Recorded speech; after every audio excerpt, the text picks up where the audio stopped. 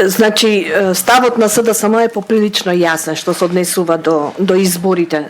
Дали ќе бидат на 5 јуни или ќе бидат на некој друг датум, не знаеме, меѓутоа знаеме дека ќе бидат под услови во кои што минимум стандарди за демократски избори ќе постојат. Многу е јасно што се тие работи. Значи, прво што се очекува е прочистување на избирачкиот список. Деновиве самата вие кажавте дека сме сведоци дека тоа се случува. И ево да кажеме дека до 5 јуни тоа и ќе се случи.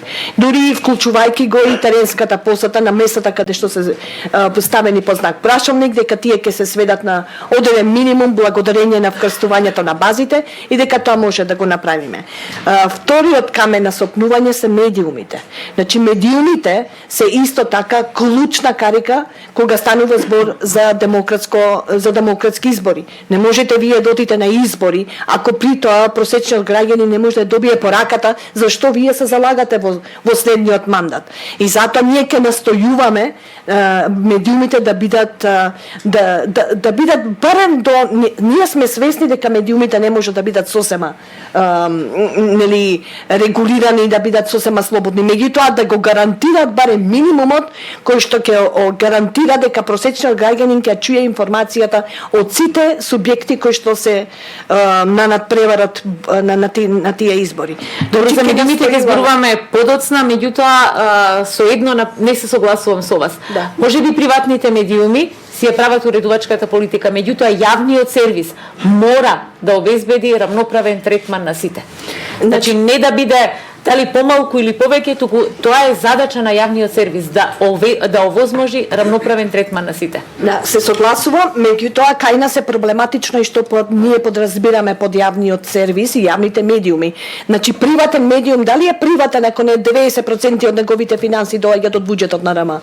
Значи, не се согласувам, тој не е приватен медиум.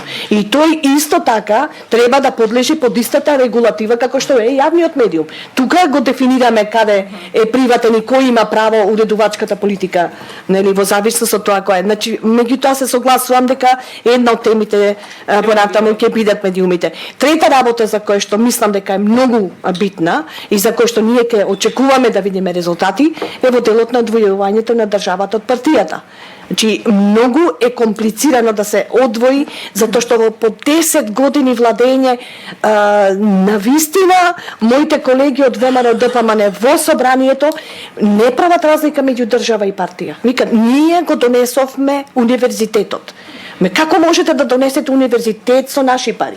Не сваќа дека тие се јавни пари, дека тоа не е партијата нивна, ние тоа го направивме. Значи, поголем е проблемот од кога што тоа на прв поглед се чини.